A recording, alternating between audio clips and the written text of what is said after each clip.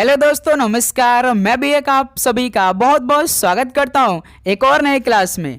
तो आप सब कैसे हैं? उम्मीद करता हूं आप सब अच्छे होंगे, स्वस्थ होंगे और आप सभी की रेलवे ग्रुप डी एग्जाम 2025 की तैयारी बहुत ही शानदार तरीके से चल रही होगी।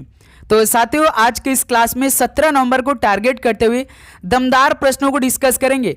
ग्रुप डी एग्जाम के लिए टोटल 60 क्वेश्चन को डिस्कस करेंगे और आप सभी का सही करने का टारगेट 45 क्वेश्चन रहने वाले हैं। तो साथ ही पेपर से पहले सारे प्रश्नों को आप तैयार कर लीजिए। पहले तो रेलवे एनटीपीसी द्वारा जो इस टाइम पेपर हुआ था उसी के पैटर्न में सारे क्वेश्चन रहने वाले हैं। लेटेस्ट पैटर्न में सारे क्वेश्चन को यहाँ पे हम लोग हल करेंगे। तो साथ ही यदि आप भी रेलवे ग्रुप डी एग्जाम 2025 की तैयारी कर रहे हैं और यहाँ से आप अपनी तैयारी देखिएगा, क्या आप सभी से 60 क्वेश्चन में से 45 क्वेश्चन बन पा रहे हैं या नहीं। यदि साथ ही आप सभी से 45 क्वेश्चन बन गए तो समझिए आपकी तैयारी बहुत ही अच्छी लेवल की चल रही है। यदि नहीं बना 45 क्वेश्चन तो आपको और प्रैक्टिस सेट लगाने की आवश्यकता है। बिल्कुल लेटेस्ट क्वेश्चनों पे हम बात करने वाले जो इस टाइम रेलवे में सवाल पूछे जा रहे हैं। ठीक है, तो चलिए भाई बिना टाइम वेस्ट करते हुए इस क्लास को भी स्टार्ट कर लेते हैं। और रेलवे ग्रुप डी के एग्जाम में 4 विषय से सवाल पूछे जाएंगे। सबसे अधिक वेटेज रीजनिंग का रहने वाला है। 30 क्वेश्चन रीजनिंग से पूछे जाएंगे, 20 question GK plus current affair से पूछे जाएंगे, 25 क्वेश्चन मैथ से पूछे जाएंगे और 25 क्वेश्चन साइंस से पूछे जाएंगे। टोटल 100 क्वेश्चनों का आपका पेपर रहेगा, जो कि एक क्वेश्चन 1 नंबर का, यानी 100 क्वेश्चन 100 नंबर का। 90 मिनट का समय रहेगा इस पेपर को हल करने के लिए, प्लस 1/3 का नेगेटिव मार्किंग, यानी आपको हर एक क्वेश्चन ध्यान से हल करना है, तुक्काबाजी नहीं करना है। यदि तुक्का लगाए आपका गलत हुआ तो यदि 3 गलत क्वेश्चन हो गया तो 1 नंबर आपका जाएगा। 1/3 का यही नियम कहता है कि यदि 3 गलत करेंगे तो तभी आपका 1 नंबर जाने वाला है। ठीक है, तो साथ ही पेपर से पहले सारे प्रश्नों को आप तैयार कर लीजिए। एग्जाम ओरिएंटेड सारे क्वेश्चन रहने वाले हैं। चलिए बिना टाइम वेस्ट करते हुए इस क्लास को स्टार्ट कर लेते हैं। तो एक क्लास देखिए सुबह 8 बजे, एक दोपहर 12:30 पे और एक शाम 6:30 पर। ये डेली क्लास की टाइमिंग है। लास्ट में अपना स्कोर करिएगा, देखिएगा आप सभी से क्या इन 60 क्वेश्चन में से 45 क्वेश्चन बने या नहीं। ठीक है, चलिए भाई पहले का राइट आंसर दीजिए। भारत में जब संविधान के उल्लंघन के लिए राष्ट्रपति पर महाभियोग चलाया जाता है तो किसके द्वारा आरोप लगाया जाता है? बताइए। भारत में जब संविधान के उल्लंघन के लिए राष्ट्रपति पर महाभियोग चलाया जाता है तो किसके द्वारा आरोप लगाया जाता है? तो साथ ही याद रखिए, संसद का कोई भी सदन लगा सकता है। सी ऑप्शन क्या बनेगा? राइट आंसर हो जाएंगे। चलिए अगला सवाल कॉल करिएगा, क्वेश्चन नंबर 2 को। निम्नलिखित में से कौन सा ऊर्जा का नवीकरणीय स्रोत नहीं है? तो साथी ऊर्जा का नवीकरणीय स्रोत कौन सा नहीं है? तो भाई याद रखिए, परमाणु ऊर्जा ही नहीं भाई नवीकरणीय स्रोत नहीं है। ऑप्शन यहाँ से बिल्कुल राइट आंसर हो जाएंगे। चलिए अगला सवाल कॉल करिएगा, क्वेश्चन नंबर 3 को। अंडे से वयस्क तक किसी जीव के विकास के अध्ययन को किसके रूप में जाना जाता है? अंडे से वयस्क तक किसी जीव के विकास के अध्ययन को किसके रूप में जाना जाता है? तो साथ ही याद रखिए, भ्रूण विज्ञान के रूप में जाना जाता है। डी ऑप्शन यहाँ से बिल्कुल परफेक्ट आंसर हो जाएंगे। चलिए अगला सवाल कॉल करिएगा, क्वेश्चन नंबर 4 को। निम्नलिखित में से कौन सा एक प्राकृतिक पारितंत्र नहीं है? तो साथ ही एक प्राकृतिक पारितंत्र नहीं है, वो कौन नहीं है बताइए। वन तो भाई देखिए एक प्राकृतिक पारितंत्र है, नदी भी है, रेगिस्तान है, लेकिन बगीचा नहीं है। डी ऑप्शन बगीचा यानी गार्डन बिल्कुल परफेक्ट आंसर हो जाएंगे। चलिए अगला सवाल कॉल करिएगा, क्वेश्चन नंबर 5 को। वे कौन से तरीके हैं जिनके माध्यम से भारतीय नागरिकता को त्याग सकते हैं? बताइए, वे कौन से तरीके हैं जिनके माध्यम से भारतीय नागरिकता को त्याग सकते हैं? वो तरीका कौन सा है? त्याग भी दे सकते हैं, समापन भी दे सकते हैं, क्षय भी दे सकते हैं, यानी उपरोक्त सभी हो जाएगा। डी ऑप्शन बिल्कुल राइट आंसर हो जाएंगे। चलिए दोस्त अगला सवाल कॉल करिएगा, क्वेश्चन नंबर 6 का राइट आंसर क्या होगा? विश्व का सबसे ऊंचा पठार कौन सा है? विश्व का सबसे ऊंचा पठार कौन सा है? तो दोस्त तिब्बती पठार है, जो कि विश्व का सबसे ऊंचा पठार है। ऑप्शन है बिल्कुल राइट आंसर हो जाएंगे। चलिए दोस्त अगला सवाल कॉल करिएगा, क्वेश्चन नंबर 7 का राइट आंसर क्या होगा? वायरस यानी विषाणु की खोज सबसे पहले किसके द्वारा की गई थी? बताइए, वायरस विषाणु की खोज सबसे पहले किसके द्वारा की गई थी? तो साथ ही याद रखिएगा, दिमित्री इवानोव्स्की द्वारा की गई थी। नाम भी अजब तरीके का है, दिमित्री इवानोव्स्की, यानी सी ऑप्शन परफेक्ट आंसर हो जाएंगे। अगला सवाल कॉल करिएगा, क्वेश्चन नंबर 8 को। पंचायत राज संवैधानिक दर्जा किस संशोधन द्वारा दिया गया? बताइए दोस्त, पंचायत राज संवैधानिक दर्जा किस संशोधन द्वारा दिया गया? तो साथ ही याद रखिएगा 73वें संशोधन द्वारा दिया गया था। डी ऑप्शन बिल्कुल परफेक्ट आंसर हो जाएंगे। अगला सवाल कॉल करिएगा दोस्त, क्वेश्चन नंबर 9 का राइट आंसर क्या होगा? 14 जून 1947 को भारत की विभाजन का प्रस्ताव पारित होने पर बैठक की अध्यक्षता किसने की? बताइए, 14 जून 1947 को भारत की विभाजन का प्रस्ताव पारित होने पर बैठक की अध्यक्षता किसने की? तो साथ ही याद रखिएगा राजेंद्र प्रसाद जी ने की। बी ऑप्शन परफेक्ट आंसर हो जाएंगे। चलिए अगला सवाल कॉल करिएगा, क्वेश्चन नंबर 10 को। भारत के संविधान की निम्नलिखित में से किस अनुसूची में दल बदल विरोधी प्रावधान शामिल है? बताइए, भारत के संविधान में किस अनुसूची में दल बदल विरोधी प्रावधान शामिल हैं? तो साथ ही याद रखिएगा 10वीं अनुसूची में शामिल है। डी ऑप्शन राइट आंसर हो जाएंगे। चलिए मेरे दोस्त अगला सवाल कॉल करिए, क्वेश्चन नंबर 11 को। नीली क्रांति यानी ब्लू रिवोल्यूशन का संबंध किससे है? बताइए, नीली क्रांति का संबंध किससे है? तो सर जी समुद्री उत्पादन से संबंधित है नीली क्रांति के संबंध। ऑप्शन सी बिल्कुल परफेक्ट आंसर हो जाएंगे। चलिए मेरे दोस्त अगला सवाल कॉल करिएगा, क्वेश्चन नंबर 12 का राइट आंसर क्या होगा? किस भारतीय क्रिकेटर को द वॉल के नाम से भी जाना जाता है? बताइए, किस भारतीय क्रिकेटर को द वॉल के नाम से जाना जाता है? तो सर जी राहुल द्रविड़ को जाना जाता है। बी ऑप्शन राइट आंसर हो जाएंगे। अगला सवाल कॉल करिए मेरे दोस्त, क्वेश्चन नंबर 13 का राइट आंसर क्या होगा? निम्नलिखित में से किस मौर्य शासक ने कलिंग पर विजय प्राप्त की? बताइए, किस मौर्य शासक ने कलिंग पर विजय प्राप्त की? तो सर जी अशोक ने की थी। ऑप्शन है परफेक्ट आंसर हो जाएंगे। चलिए एक सवाल का राइट आंसर दीजिए, कलिंग का युद्ध किस वर्ष लड़ा गया, यानी किस ईस्वी में? 261 ईसा पूर्व में या साथ ही 361 ईसा पूर्व में? कमेंट करके बताइए। चलिए दोस्त अगला सवाल कॉल करिएगा, क्वेश्चन नंबर 14 का राइट आंसर क्या होगा? कौन सा मुगल सम्राट एक महान संगीतकार हिंदुस्तानी संगीत का महान संरक्षक था? कौन सा मुगल सम्राट एक महान संगीतकार हिंदुस्तानी संगीत का महान संरक्षक था? तो साथ ही याद रखिएगा मोहम्मद शाह था। ऑप्शन सी राइट आंसर हो जाएंगे। तो साथ ही आगे बढ़ने से पहले यदि आप चैनल को सब्सक्राइब नहीं किया है तो सब्सक्राइब करने के बाद नोटिफिकेशन को ऑन कर लीजिए, क्योंकि साथ ही डेली 3 क्लास आ रही है, सुबह दोपहर शाम। तो भाई आप सभी से रिक्वेस्ट है नोटिफिकेशन को ऑन कर लीजिए, क्योंकि बहुत ही एग्जाम ओरिएंटेड सारे क्वेश्चन आ रहे हैं। ठीक है, चलिए अगला सवाल कॉल करिएगा, क्वेश्चन नंबर 15 का राइट आंसर क्या होगा? निम्नलिखित में से कौन सा हमारे सौर मंडल का आंतरिक ग्रह नहीं है? बताइए साथी, हमारे सौर मंडल का आंतरिक ग्रह कौन सा नहीं है? तो साथी जैसे मंगल ग्रह एक आंतरिक ग्रह है, शुक्र भी है, बुध भी है, लेकिन बृहस्पति नहीं है। डी ऑप्शन बिल्कुल राइट आंसर हो जाएंगे। चलिए अगला सवाल कॉल करिएगा, क्वेश्चन नंबर 16 का राइट आंसर क्या होगा? आर्थिक वृद्धि सामान्यतः किसके साथ संबंधित होती है? आर्थिक वृद्धि सामान्यतः किसके साथ संबंधित होती है? तो साथ ही याद रखिएगा मुद्रा स्फीति के साथ। बी ऑप्शन बिल्कुल परफेक्ट आंसर हो जाएंगे। चलिए दोस्त अगला सवाल कॉल करिएगा, क्वेश्चन नंबर 17 को। मर्डेका कप निम्नलिखित में से किस खेल से संबंधित है? बताइए, मर्डेका कप किस खेल से संबंधित है? तो साथ ही याद रखिएगा फुटबॉल खेल से संबंधित है। डी ऑप्शन बिल्कुल राइट आंसर हो जाएंगे। अगला सवाल कॉल करिएगा, क्वेश्चन नंबर 18 को। डैश जीवमंडल संरक्षित क्षेत्र के लिए एक बड़ा खतरा कौन सा है? जीवमंडल संरक्षित क्षेत्र के लिए एक बड़ा खतरा कौन सा है? तो साथ ही याद रखिएगा प्रदूषण है भाई। ऑप्शन सी बिल्कुल राइट आंसर हो जाएंगे। ओके, चलिए अगला सवाल कॉल करिएगा, क्वेश्चन नंबर 19 को। ड्रिबलिंग पासिंग शूटिंग शब्द किस खेल से संबंधित है? बताइए, ड्रिबलिंग पासिंग शूटिंग शब्द किस खेल से संबंधित है? तो याद रखिएगा बास्केटबॉल से। ऑप्शन यहाँ से बिल्कुल राइट आंसर हो जाएंगे। चलिए भाई अगला सवाल कॉल करिएगा, क्वेश्चन नंबर 20 को। किस केंद्र शासित प्रदेश की अपनी विधानसभा है? बताइए दोस्त, किस यूनियन टेरिटरी की अपनी विधानसभा खुद की है? तो सर जी पुडुचेरी की है। ऑप्शन सी बिल्कुल परफेक्ट आंसर हो जाएंगे।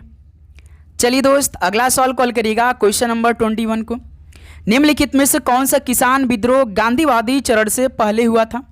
तो कौन सा किसान विद्रोह गांधीवादी चरण से पहले हुआ था?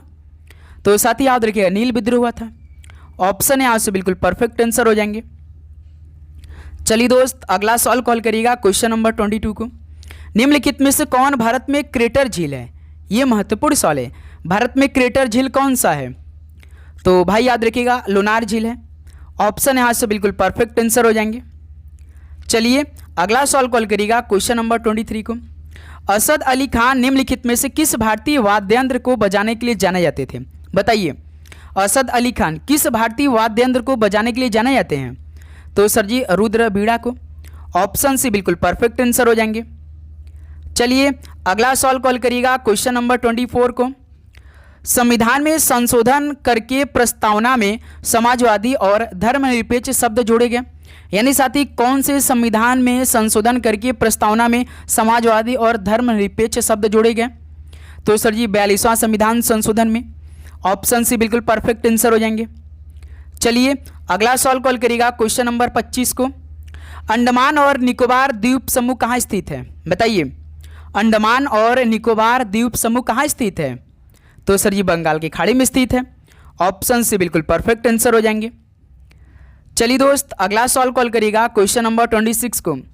भारत में सक्रिय ज्वालामुखी कहाँ पाया जाता है? बताइए, भारत में सक्रिय ज्वालामुखी कहाँ पाया जाता है? तो सर जी अंडमान और निकोबार में पाया जाता है। ऑप्शन बी बिल्कुल परफेक्ट आंसर हो जाएंगे। अगला सवाल कॉल करिएगा क्वेश्चन नंबर 27 को। निम्नलिखित में से कौन सा विषय राज्य सूची का हिस्सा नहीं है? तो साथी कौन सा विषय है जो कि राज्य सूची का हिस्सा नहीं है?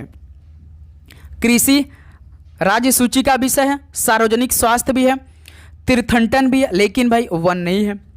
डी ऑप्शन परफेक्ट आंसर हो जाएंगे। अगला सवाल कॉल करिएगा दोस्त क्वेश्चन नंबर 28 को।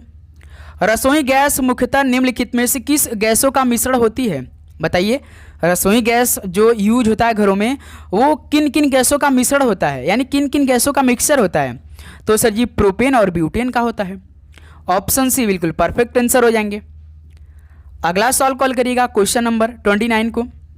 भारत के संविधान का किस अनुच्छेद में संसद को कानून बनाने की अवशिष्ट शक्तियां प्रदान है?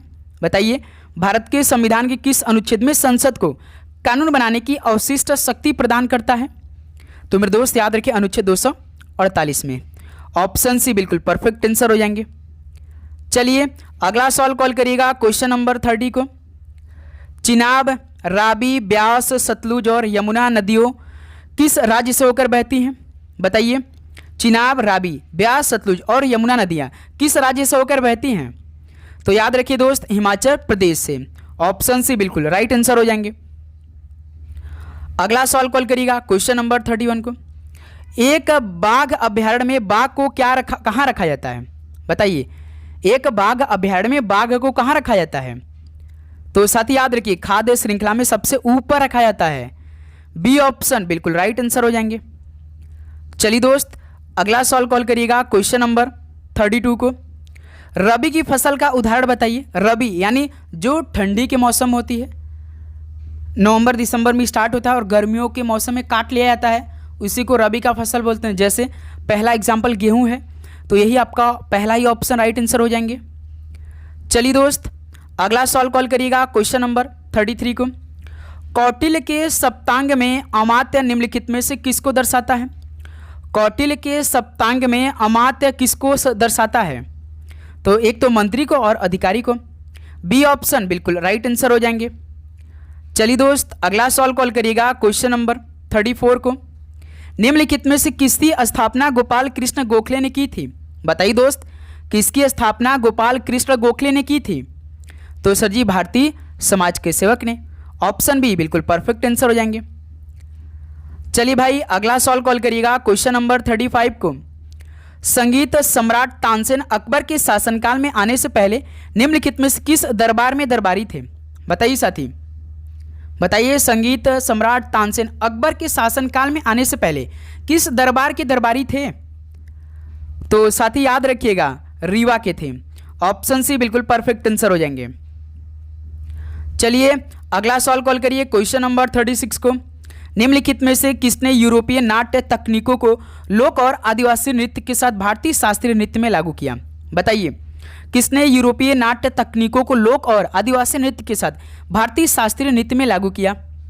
तो सर जी उदय शंकर ने। बी ऑप्शन बिल्कुल परफेक्ट आंसर हो जाएंगे।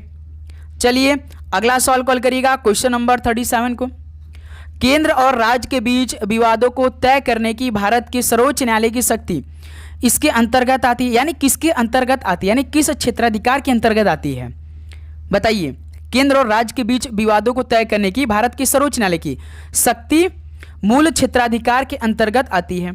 ऑप्शन सी बिल्कुल राइट आंसर हो जाएंगे। चलिए दोस्त, अगला सवाल कॉल करिएगा क्वेश्चन नंबर 38 को। बक्सर के युद्ध के बाद कौन सी संधि पर हस्ताक्षर किए गए? बक्सर के युद्ध के बाद कौन से संधि पर साइन किए गए, बताइए। तो साथ याद रखिए, इलाहाबाद की संधि पर। ऑप्शन यहां से बिल्कुल परफेक्ट आंसर हो जाएंगे। चलिए अगला सवाल कॉल करिएगा क्वेश्चन नंबर 39 को। निम्नलिखित में से कौन सा तत्व प्रकृति में मुक्त रूप से पाया जाता है? बताइए, कौन सा तत्व प्रकृति में मुक्त रूप से पाया जाता है? तो सर जी सल्फर पाया जाता है। बी ऑप्शन बिल्कुल परफेक्ट आंसर हो जाएंगे। चलिए अगला सवाल कॉल करिएगा क्वेश्चन नंबर 40 को। भारत की द्वितीय पंचवर्षीय योजना किस पर केंद्रित थी? बताइए, भारत की द्वितीय पंचवर्षीय योजना किस पर केंद्रित थी? तो सर ये तो तीव्र औद्योगिकरण पर केंद्रित थी। ऑप्शन यहाँ से बिल्कुल परफेक्ट आंसर हो जाएंगे। चलिए अगला सवाल कॉल करिएगा क्वेश्चन नंबर 41 को। पूर्व मध्य रेलवे का मुख्यालय कहाँ है? पूर्व मध्य रेलवे का मुख्यालय कहाँ है? तो सर जी हाजीपुर में स्थित है। ऑप्शन से बिल्कुल राइट आंसर हो जाएंगे। चलिए दोस्त अगला सवाल कॉल करिए क्वेश्चन नंबर 42 को। जो हम अपने राष्ट्रीय ध्वज में देखते हैं उस चक्र का रंग क्या है? तो साथी, जो हम अपने राष्ट्रीय ध्वज को देखते हैं 3 रंग का, उसमें चक्र होता है, 24 तीलियां होती है, तो वो किस रंग का होता है? तो सर जी गहरा नीला होता है, आप सभी को मालूम होगा। डी ऑप्शन परफेक्ट आंसर हो जाएंगे। नेक्स्ट अगला सवाल कॉल करिएगा क्वेश्चन नंबर 43 को। 2011 का जनगणना के अनुसार निम्नलिखित में से कौन सा सबसे अधिक आबादी वाला महानगर है? यानी साथी, जनगणना 2011 के अनुसार कौन सा सबसे अधिक आबादी वाला महानगर है? तो सर जी मुंबई महानगर है। बी ऑप्शन परफेक्ट आंसर हो जाएंगे। चलिए दोस्त अगला सवाल कॉल करिएगा क्वेश्चन नंबर 44 को। निम्नलिखित में से किस सिख गुरु ने खालसा पंथ की स्थापना की? तो साथी, आगे बढ़ने से पहले यदि आप चैनल को सब्सक्राइब नहीं किया तो भाई नोटिफिकेशन को ऑन कर लीजिए, क्योंकि शानदार तरीके से एक क्वेश्चन आ रही हैं और लास्ट में आपको स्कोर भी बताना, टारगेट आपको पूरा करना है। ठीक है, बताइए किस सिख गुरु ने खालसा पंथ की स्थापना की? तो सर जी गुरु गोविंद सिंह ने की। ऑप्शन है बिल्कुल राइट आंसर हो जाएंगे। चलिए अगला सवाल कॉल करिएगा क्वेश्चन नंबर 45 को। साम्राज्य पहला अखिल भारतीय साम्राज्य था जिसके शासन क्षेत्र में अधिकांश वर्तमान भारतीय उपमहाद्वीप आते थे। बताइए दोस्त, तो याद रखिएगा, मौर्य साम्राज्य जो पहला अखिल भारतीय साम्राज्य था जिसके शासन क्षेत्र में अधिकांश वर्तमान भारतीय उपमहाद्वीप आते थे। ऑप्शन से बिल्कुल राइट आंसर हो जाएंगे। चलिए दोस्त अगला सवाल कॉल करिएगा क्वेश्चन नंबर 46 को। निम्नलिखित में से कौन काकोरी षड्यंत्र में शामिल नहीं था? जैसे साथी सचिंद्र बख्शी ये शामिल थे, अशफाक उल्लाह खान ये भी शामिल थे, राजेंद्र लाहिड़ी थे, लेकिन खुदीराम बोस को आपने देखा था? नहीं, ये शामिल नहीं थे। बी ऑप्शन परफेक्ट आंसर हो जाएंगे। चलिए दोस्त अगला सवाल कॉल करिएगा क्वेश्चन नंबर 47 को। सिंधु घाटी सभ्यता का प्राचीन स्थल कालीबंगा भारत के किस राज्य में स्थित है? बताइए, सिंधु घाटी सभ्यता का प्राचीन स्थल कालीबंगा भारत के किस राज्य में स्थित है? तो सर जी ये तो राजस्थान में स्थित है। ऑप्शन से बिल्कुल राइट आंसर हो जाएंगे। चलिए अगला सवाल कॉल करिएगा क्वेश्चन नंबर 48 को। निम्नलिखित में से किसने गदर पार्टी की स्थापना की? तो साथी गदर पार्टी की स्थापना किसने की? तो सर जी लाला हरदयाल ने की थी गदर पार्टी की स्थापना। डी ऑप्शन राइट आंसर हो जाएंगे। चलिए अगला सवाल कॉल करिएगा क्वेश्चन नंबर 49 को। तटीय उड़ीसा का प्राचीन नाम क्या था? तो सर जी कलिंग था तटीय उड़ीसा का प्राचीन नाम। ऑप्शन ए कलिंग बिल्कुल परफेक्ट आंसर हो जाएंगे। चलिए दोस्त अगला सवाल कॉल करिएगा क्वेश्चन नंबर 50 का राइट आंसर क्या होगा? पानीपत का पहला युद्ध किस वर्ष लड़ा गया था? पहला युद्ध 1526 में, दूसरा 1556 में, तीसरा 1761 में। पहला पूछा है तो आपका बी ऑप्शन राइट आंसर हो जाएंगे। ओके, चलिए अगला सवाल कॉल करिए दोस्त क्वेश्चन नंबर 51 को। 28 सितंबर 1929 को शारदा अधिनियम क्यों पारित किया गया था? बताइए, शारदा अधिनियम का संबंध क्या होता है साथी, किससे है, जो कि 28 सितंबर 1929 को पारित किया गया था? तो साथी याद रखिएगा, विवाह के लिए न्यूनतम आयु निर्धारित करने के लिए, यानी बी ऑप्शन इस सवाल का परफेक्ट आंसर हो जाएंगे। चलिए अगला सवाल कॉल करिएगा दोस्त क्वेश्चन नंबर 52 को। 4वीं से 9वीं शताब्दी के बीच कांचीपुरम किस राज्य की राजधानी थी? बताइए, चौथी से 9वीं शताब्दी के बीच कांचीपुरम किस राज्य की राजधानी थी? तो सर जी पल्लव की थी। ऑप्शन से बिल्कुल राइट आंसर हो जाएंगे। चलिए अगला सवाल कॉल करिएगा क्वेश्चन नंबर 53 को। अहमद शाह अब्दाली ने मराठों को किस युद्ध में हराया था? बताइए, अहमद शाह अब्दाली ने मराठों को किस युद्ध में हराया था? तो सर जी पानीपत के तीसरे युद्ध में, जो 1761 में लड़े गए थे। ऑप्शन ए बिल्कुल राइट आंसर हो जाएंगे। अगला सवाल कॉल करिए दोस्त क्वेश्चन नंबर 54 को। इनमें से किस शहर को ट्विन सिटी कहा जाता है? तो साथी किस शहर को ट्विन सिटी कहा जाता है? तो सर जी हैदराबाद और सिकंदराबाद को। ऑप्शन ए बिल्कुल परफेक्ट आंसर हो जाएंगे। अगला सवाल कॉल करिए मेरे दोस्त क्वेश्चन नंबर 55 को। उष्णकटिबंधीय घास के मैदान स्थान की निम्न में से कौन सी जोड़ा सही है? बताइए दोस्त इस सवाल का परफेक्ट आंसर। उष्णकटिबंधीय घास के मैदान स्थान की निम्न में से कौन सी जोड़ी सही है? जैसे साथी डाउन की बात करें, जो डाउन घास होती है वो डाउन की घास किससे संबंधित? ऑस्ट्रेलिया देश से संबंधित है। पंपास जैसे पैम्पास दिया, ये किससे संबंधित है? तो दक्षिण अमेरिका से, यानी साथी साउथ अमेरिका संबंधित है। ठीक है। सवाना, सवाना कहाँ से बिलोंग करता है? अफ्रीका और ऑस्ट्रेलिया से। ये बिल्कुल ठीक है, यानी यही आपका लग रहा है ठीक हो सकता है, अफ्रीका और ऑस्ट्रेलिया से है। उसके बाद लॉस लानोस, ये किससे संबंधित है? बताइए इस सवाल का परफेक्ट आंसर। जैसे उष्णकटिबंधीय घास के मैदान कौन से सही हैं? तो देखिए सवाना अफ्रीका, यही आपका ठीक लग रहा है। सी ऑप्शन बिल्कुल राइट आंसर हो जाएंगे।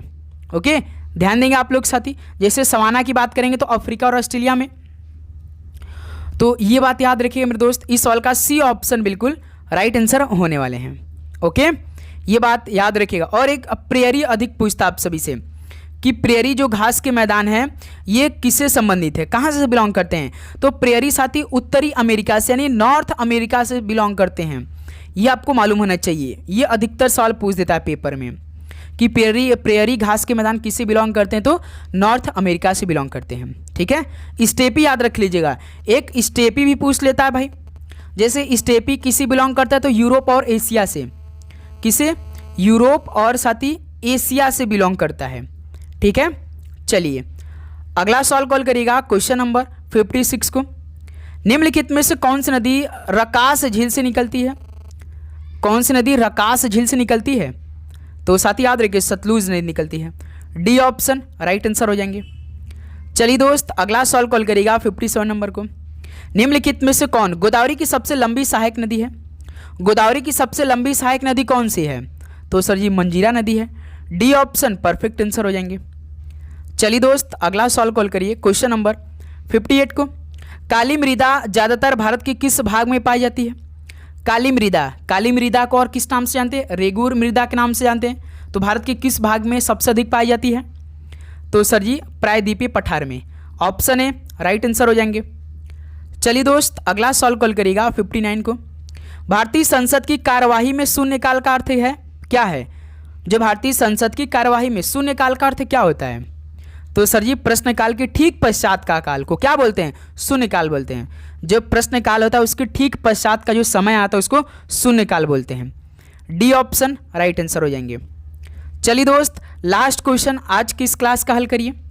निम्नलिखित में से कौन सी भारतीय संविधान की संघीय विशेषता है? बताइए भारतीय संविधान की संघीय विशेषता कौन सी है? तो लिखित संविधान है। भारत की सबसे बड़ा लिखित संविधान है, आप जानते हैं।